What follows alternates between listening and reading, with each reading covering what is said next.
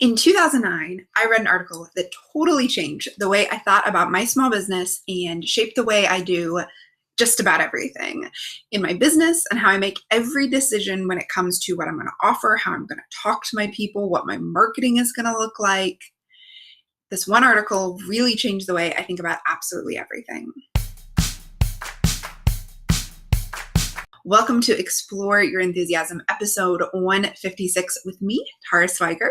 Today, we're going to talk more about that article I read, how it shaped my decisions, and how you can use the same concepts to grow and improve your creative small business. So the article I read was 1,000 True Fans by Kevin Kelly. You might have heard it recommended by one of the million people on the internet who have read it and loved it. Kevin Kelly was like an early internet guy, and he's the founder of Wired magazine. And I was actually reminded of the article a few days ago when I was reading Tim Ferriss's new book, Tools of Titans. So in that book, he asked Kevin Kelly to do an updated version of the 1,000 True Fans. And as I was reading it, I realized that it's something that's at the very core of my business and my decision making. And it's at the core of what I teach in all my marketing books and classes. Rereading it, I was like, oh yeah, this is the foundation of which all of that kind of philosophy came from. And the idea of the article is super simple. I'm going to give it to you. And then we're also going to read some quotes from it. And actually, I'm going to talk about how it affected my business and how you can apply it to your business as well. So here's the idea of the article. You only need to make 1,000 people truly super duper happy to have a successful and profitable business. Now, I don't want you to get hung up on the number 1,000 if that seems huge. The core of the idea is that you need a small group of super happy fans. And if you spend all of your energy on making things for them and making them happy, you'll make a living from your art. So let me quote the first couple paragraphs. To give you an idea, to give you a broader idea of what this is about. So now I'm quoting. To be a successful creator, you don't need millions. You don't need millions of dollars or millions of customers, millions of clients, or millions of fans. To make a living as a craft person, photographer, musician, etc., you need only thousands of true fans. A true fan is defined as a fan that will buy anything you produce. These diehard fans will drive 200 miles to see you sing. They'll buy the hardback and the paperback and the audible versions of your book. They will buy your next figurine sight unseen. They will pay for your best of DVD version of your free YouTube channel. They will come to your chef's table once a month. If you have roughly 1,000 true fans like this, also known as superfans, you can make a living if you're content to make a living but not a fortune. And here's how the math works. You need to meet two criteria. First, you have to create enough each year that you can earn, on average, $100 profit from each true fan.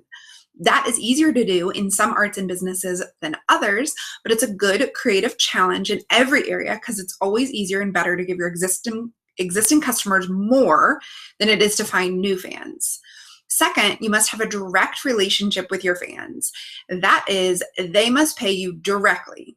You get to keep all their support, unlike the small percentage of their fees you might get from a music label, publisher, studio, retailer, or other intermediary. If you keep the full $100 from each true fan, you only need 1,000 of them to earn $100,000 per year. That's a living for most folks. Okay, so that's the end of the quote from Kevin Kelly. So those are the first couple paragraphs of the 1,000 True Fans article. I'm going to link to it and include the transcript for this podcast at taraswiger.com/podcast 156. And so I read that article, and then this is how it impacted me when I read it.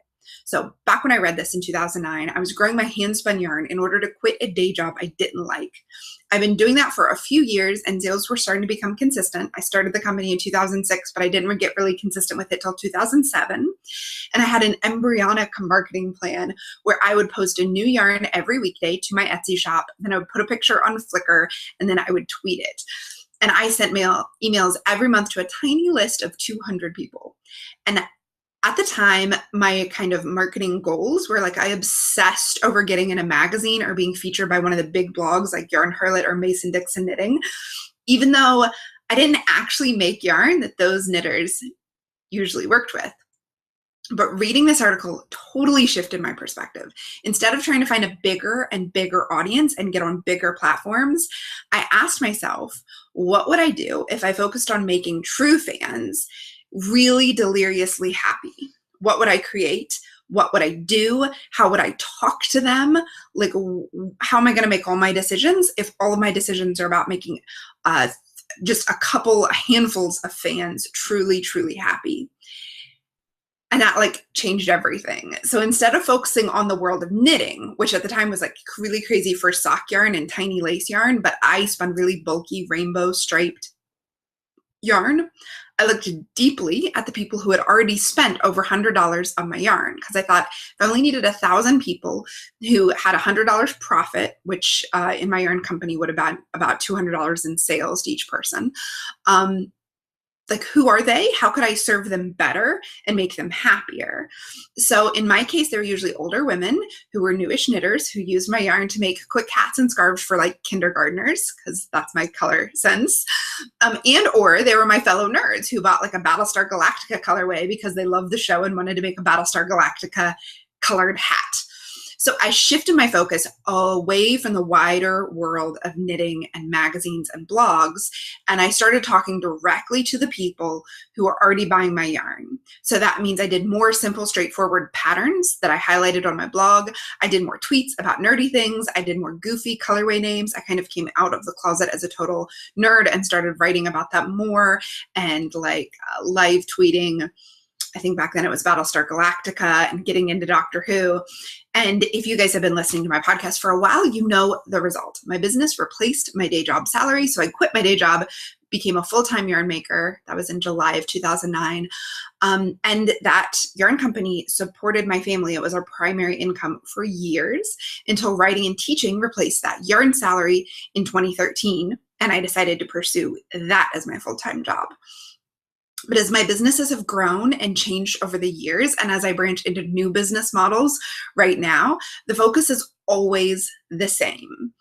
Focus on the true fans.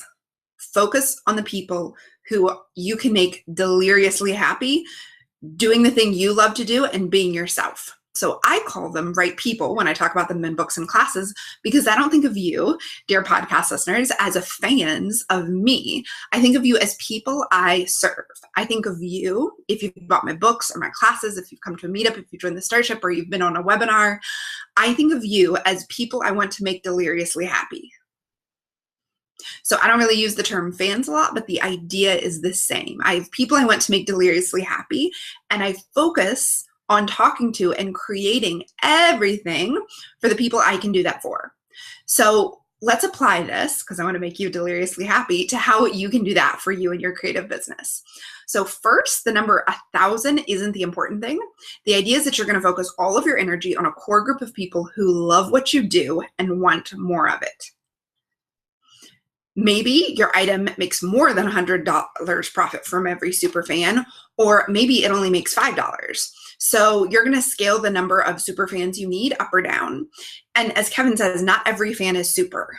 So superfans are going to buy everything you make, but a much bigger percentage of the people who love and buy your work are going to be people who buy one or two things. They're not necessarily going to buy absolutely everything you offer. But instead of focusing on like the blasé middle, focus on the smaller group of hardcore supporters who tell all of their friends about you. They are your best word of mouth engine. The happier you make them and the more you serve them, the more they'll tell people about you. So that's the first thing. The second thing is that this can shape all of your decisions.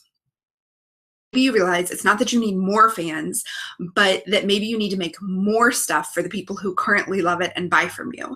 So instead of trying to find more and more people who will buy one or two things, focus on creating for the people who already love your work. And by the way, when I say focus on creating, I don't just mean products. I also mean content, videos, Instagram stream, your blog. Focus on making things that are aimed at the people you most want to work with and who are most excited about what you do. Then also, you're going to make decisions based on empowering those superfans to share your work. If you've taken a class with me, you've heard me say that the combined audience of all of your superfans is bigger than you ever need to build an audience to be. So give them the tools to share your work, whether that's click to tweets, whether that's shareable images, whether that's just asking them to share it with a friend if they like it, whether that's collecting their testimonials and putting it on your page. Empower them to be your word of mouth engine. And as part of all of this, you want to identify your superfans. So we talk more about identifying and talking directly to your people in Elevate Your Business. And the thing that I find is that everyone is always afraid to narrow down on just those people who really love their work. You all want to appeal to everyone, but that is a surefire way to make sure that no one gets very passionate about you. Think about the things that appeal to everyone. Do people like freak out and share those everywhere? No, it's the small, weird, niche things that is perfectly suited to you that you tell all of your friends about. So to have super fans or dedicated right people, focus on them, talk to them, serve them. Ask yourself, how can I make this person deliriously happy? And then apply that to all of your products and all of your marketing. Apply that to your shop and your Instagram stream and your Facebook page and your emails. Now, if you want to get ultra focused on your right people and learn strategies to use on your website and your emails and your social media to make them super effective at talking right to those right people, my newest class, Elevate Your Business, is about to open again, and we cover exactly this. We have a lesson on right people, then we have lessons on websites and emails and social media. I co-taught it with my pal and video editor and all-around great person, Jolie. You heard her last week on the podcast. So if you go to taraswiger.com/elevate, that's going to take you to a page on Jolie's site where you can sign up to be notified. The first one's notified when Elevate Your Business opens again. It's a 6 weeks course. We ran it in January. We're opening it again. This might be the last time in 2017 we offer it. So taraswiger.com/elevate, where you can sign up to hear about the next time it opens. So whether you're listening to this the day it comes out and it's about to open in a couple days, or you're listening to this in a week, if you go to that page, it might be open. And if you're listening to this in like 6 months, sign up there. You'll be notified the next time it opens, and all the registration details are going to be there. Now, if you would like to revisit this idea, you can find the transcript or read the 1,000 True Fans article, which is bigger than just the bit I quoted here. You're going to find it all linked up at taraswiger.com/podcast155. I hope this has helped you think about your right people and your fans and how you can make them happy, and given you a focus on what you're doing on social media or emails or blogs. Thank you so much for listening, and have an enthusiastic day.